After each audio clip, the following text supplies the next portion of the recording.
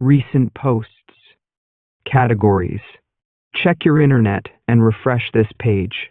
A shot over the bow. In grief, we often ponder how and why certain things happen to us, whether deliberate, accidental, or simply an act of nature or God, as one prefers. Most of us are still consciously or unconsciously inquisitive.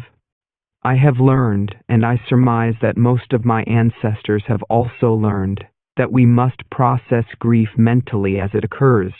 Maybe I was fortunate. I learned how to process grief at a very young age. As a very young child, I learned to process grief unwittingly. I would be remiss if I did not mention the grief I felt as our home burned to the ground when I was about 6 years old. This was a learning experience. I learned that one cannot be judged by the color of one's skin, regardless of how many stories may lead us to the contrary. White people were the ones who donated so many items to us after the fire. This exclusively provided me with more understanding of human nature.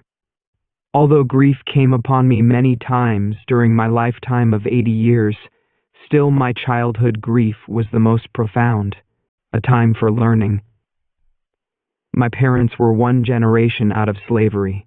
Conversations about slavery were most horrifying for me. My father often spoke of the inhumane treatment perpetrated upon my grandfather, who was brought to the land of liberty in the belly of a renegade slave ship.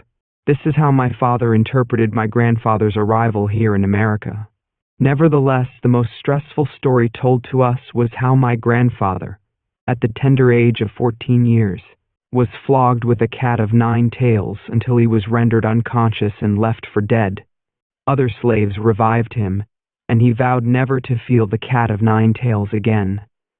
Somehow he lost all feelings of pain and pleasure in most of his body after this horrific beating. He lived to be 115 years of age. My dad was part Creek Native American. His mother was full-blooded Creek, but her skin color was black as a lump of coal. Unlike my grandfather, who was from Congo, her hair was very long and straight. I often wondered about these things even as a child, as he also told us many stories told to him by his mother, who constantly spoke of a trail of tears that lingers in my mind to this day. Later I discovered that black people resided in America who were not brought over on slave ships from Africa. My mother was less critical of slavery. Neither her mother nor her father ever experienced slavery. Her grandmother, nonetheless, was born in bondage. She seemed to speak proudly of her grandmother's experience as a person in bondage. This I could never understand. However, she portrayed a glimpse of pride as she talked about how her grandmother's slave masters showed her favor because of her extraordinary skills in fashion design. Her slave masters showcased her skills by taking her all over the country, making clothing and money, which he retained for himself exclusively. My mother never discussed the enormous profits made because of my great-grandmother's skills. Humane treatment and the illusion of freedom were most important in that season. Nonetheless, there was a bitter sweetness to her story about her grandmother. Her grandmother also had a sister, my great-aunt, who was not so talented. She was given away to another slave master as a gift on Christmas Day. This event caused much grief, not only to my great-grandmother, but to our entire family up to this day. Christmas in our house was not always joyous. There was always a period set aside for us to mourn the cruel treatment of my great-auntie. My mother would tell us this story, and we would all cry. Immunity. Although slavery and the mistreatment of indigent people in America have been the wealth and power builders for a few, many believe that they are immune from having to obey the laws of nature or any laws. They constantly disobey the laws of nature or God, as some prefer. These are the people who have always, from appearance, lived in a land of feast. They have never known famine. They have enjoyed the fruits of the labor of others for many seasons, causing them to miss the necessary understanding of the laws of reciprocity in nature that guide humans to peace. They only used God and nature as tools, exclusively for power and control. Some are still co-signing known philosophies that have been abhorrent to humans for eons. They are dispensing with beliefs that have stirred the conscience of humans since the beginning of time, They are attempting to short-circuit programs installed by God for greed and power. They are condoning the mentalities of known criminals, extortionists, thieves, and charlatans in exchange for material wealth and greed at the expense of others. Unlike past seasons, the cosmos readily observes them, as they have adopted and duplicated the lies and misgivings of their ancestors, who misused the blessings provided by God and nature. As the world observes, they have discarded the blessings of the melting pot of humanity by classifying humans contrary to the urgings of God and nature. We are now observing many flocking to a debilitating mentality that will not only cause them enormous grief, but also cause their offspring grief that will take many seasons to undo. As the fires burn in Los Angeles and many are distressed, we watch them and their ignorant followers attempt to blame innocent people for a natural catastrophe that only God could dispense. I have watched videos of people stressed and in helpless peril, blaming elected officials for a natural occurrence as their homes burn to the ground. These people attempt to support their misguided narratives at all costs. These people have emphasized blaming others more than correctly processing their grief. Feast or famine. Some have never experienced famine. We have watched the most expensive real estate in our nation, and possibly the entire planet, burn to the ground, causing many affluent people to lose it all, while the homeless with nowhere to lie their heads remain steadfast. Only a handful of people living in these expensive homes in Los Angeles could have easily donated a fraction of their wealth to eliminate homelessness in the entire state, if not the United States. I hope that they do not miss an enormous opportunity to process their grief correctly. I can assure you that some will think about it as they scramble to locate a place of abode, as they too are now homeless.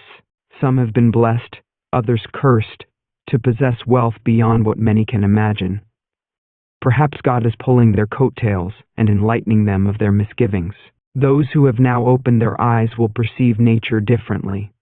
Thank God many of us are now genetically endowed to understand the difference between feast and famine. Their culture and hardships have taught them that there is no feast unless everyone eats. If not, we only have famine, contrary to popular belief. Some have endured many centuries of long suffering to know these things.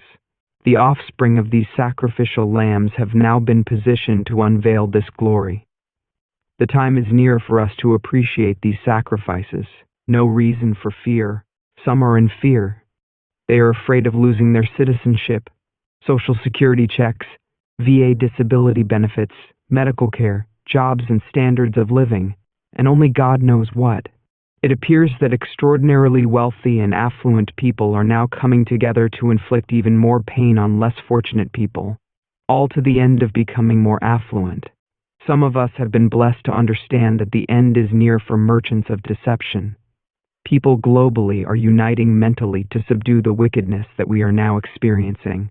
As quiet as it is kept, engineers of quantum physics are now acknowledging that they are limited when using the physical dimension exclusively.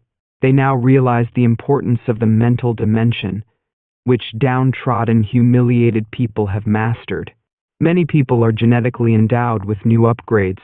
They can now intervene in the quantum physics platforms from other dimensions not contemplated by the untutored eye. We acknowledge that when quantum physics is discussed, it is pretty complicated, but not so much by those with mutated genes. I will not discuss this matter further, as many will not understand. We must be trusted, however.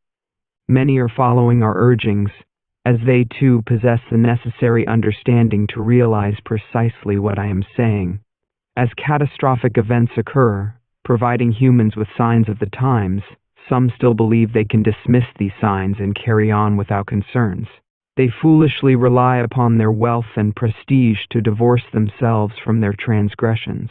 Many indulge the notion of God to frighten or control others exclusively. They ride in their yachts, fly in their airplanes, and live in homes that could house communities of many needy people, but they have little to no concern for others. They create mass and individual destruction weapons to intimidate others, sometimes specifically to amuse themselves and their friends.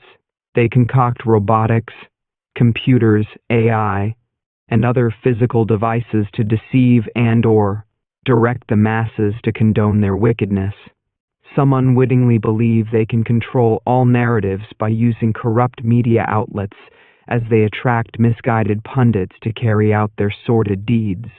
Some without wealth and power are attracted to them, believing that their ways are sublime and immune to failure, not knowing that they are party to conduct that is not pleasing to themselves, nature, or God. Sometimes God pulls our coattails. The wisest of us all are equipped to understand these things. Do not worry. The tides have turned.